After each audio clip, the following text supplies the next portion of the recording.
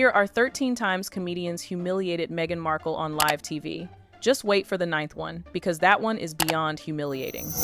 Colin made the ultimate joke of the century.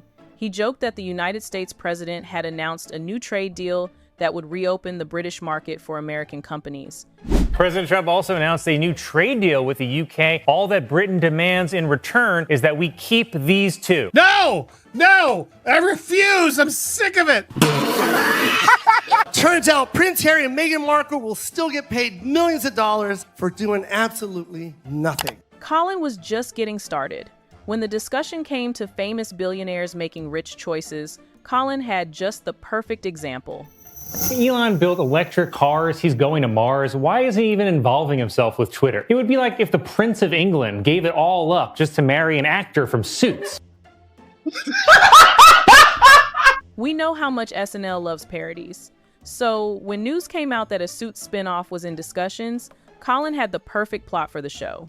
Focus on Meghan Markle's character's struggle to balance her legal career while also caring for an unemployed immigrant. Trevor is known for his witty jokes that not only make fun of the subject, but also shock the person. Meghan Markle was brought into the show as a topic of concern. When they stepped out of royalty, they said they stepped out of royalty because they wanted to achieve financial independence. Whoa, whoa, this is huge. Harry and Meghan are leaving the palace to become financially independent. And you see, this is what happens when you bring the first black woman into the royal family. Yeah, she looked at Harry and she's like, "Nigga, you need to get a job. You need a job. You a grown-ass man, you can't still be living in your mama's house, Harry."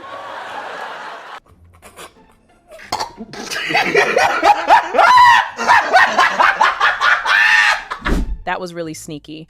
How would you leave royalty to go look for money when all the money you would ever want is in royalty?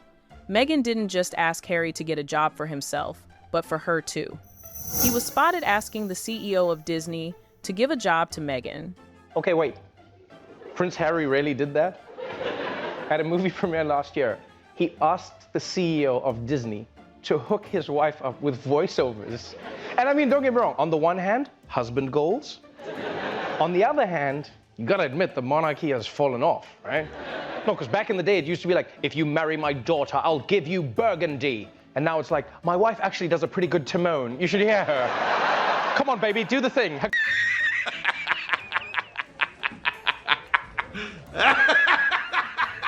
If you came up with the picture of an annoying, insufferable white woman, it would be Meghan Markle, even though she's not.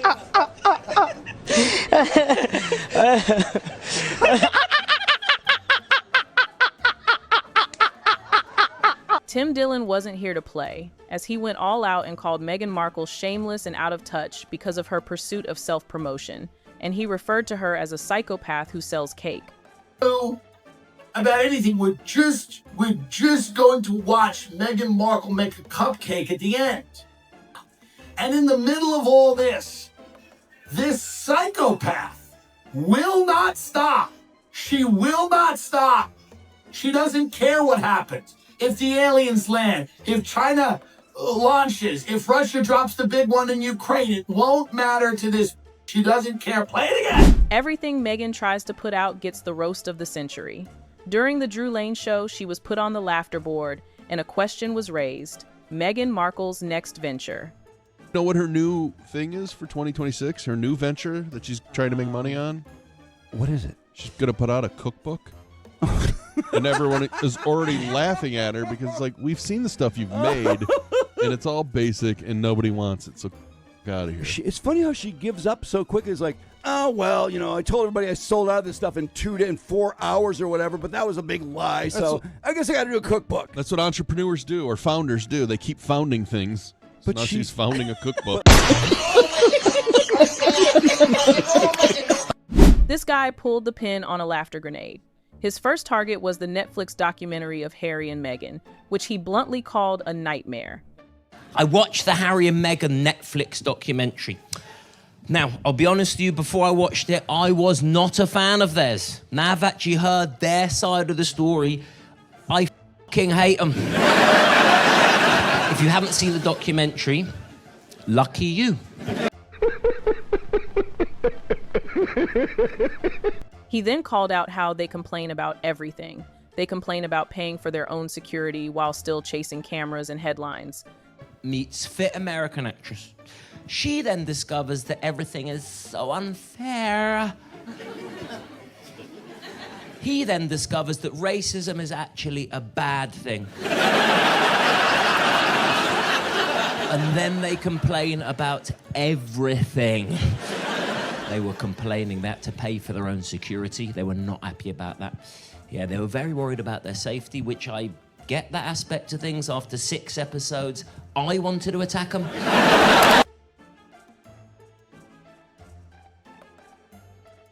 Jimmy did not pity Meghan Markle while roasting her.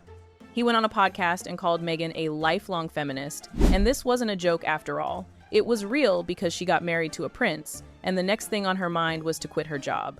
It's my joke about her. I think it's a pretty good joke. I said Meghan Markle is, of course, a lifelong feminist, which she's demonstrated by marrying a prince and giving up her job. Well, Jimmy Carr believes in equality. That's why he did not spare Harry. Prince William or Prince Harry? Well, the royal family, right, if you can imagine, they're like our Kardashians. And Prince Harry is very much our Kanye.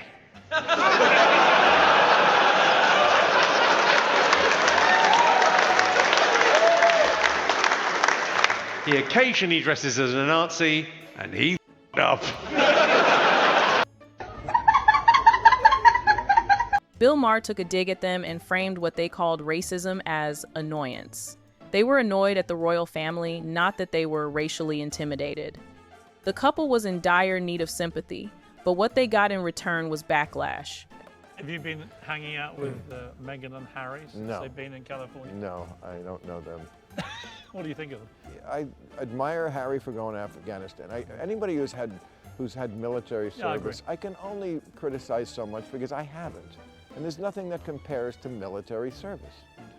But they're ridiculous after that. They want it both ways. You know, you can't be, these people were so mean to us and poor us, and we don't want all this attention, and then let me write a book about how much we don't want attention. When Jimmy Fallon cracked that joke on The Tonight Show, he basically exposed how overly staged everything around her feels. He turned a tiny, ordinary moment into proof that she loves making simple things look complicated and curated. We're gonna get this one. Okay. What is the #1 question that mystifies scientists? #1 question. Is there life on another planet? Oh no. Why does Meghan Markle make her own pretzel bags? They don't know why. That's interesting. She takes it from one bag and puts it in another bag. There's another bag. And that confuses people. They don't know why.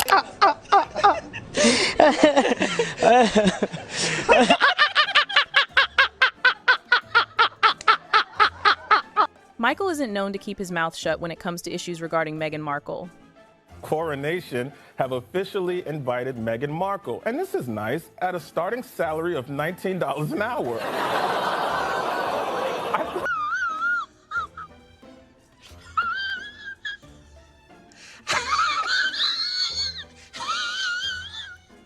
He did not stop there.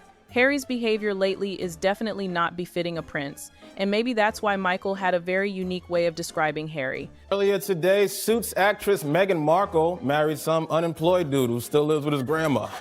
Stephen Colbert made fun of what everyone was thinking about, Meghan and Harry calling each other H&M.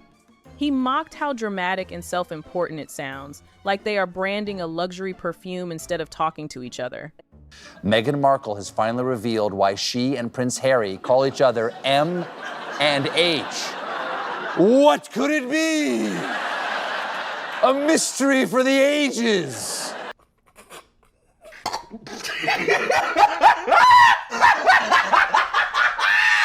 Catherine made fun of Meghan during her comedy show when someone asked a question that her boyfriend is rich but ginger. What should she do? My boyfriend is rich but ginger. What should I do? I don't know, Leah. Turn the nation against you. Make some homemade snacks from your garden on your new Netflix series. Act like you had no idea who he was, and you didn't wear his dead mother's perfume on your first date. She didn't even say who she was talking about, but everyone knew it was Meghan. Mike wasn't holding back as he made fun of Harry and Meghan leaving the palace to go and live in a mansion, like they would be really lonely and not know what to do. And now they live in a mansion. And a mansion is a dumpster fire compared to a palace. I don't know if you guys know how the housing goes. It goes palace, castle, mansion. I wonder if Prince Harry and Meghan Markle are in their dumpster fire of a mansion and it's late and they're playing poker, just the two of them. And Harry gets a royal flush and he looks up at Meghan Markle and goes, I miss my family. Do you guys ever think that happens? Nazim gave the most brutal joke of all. He started with Meghan Markle and her claims of racism, but then he pulled in the whole royal family. Her and Harry will be the first royals to split their time between the UK and the US. That's never happened before. It's very offensive. And it has happened before. I did a bit of research. I Googled. Turns out other royals have done the same thing. Prince Andrew, he split his time between the UK and Jeffrey Epstein's pedophile island. He spent half his time in Windsor Palace, the other half his time inside 16-year-old. Anyway. These comedians didn't come to play. They came for the real deal to make fun of Meghan. And they did it. Which of these comedians made you laugh the most?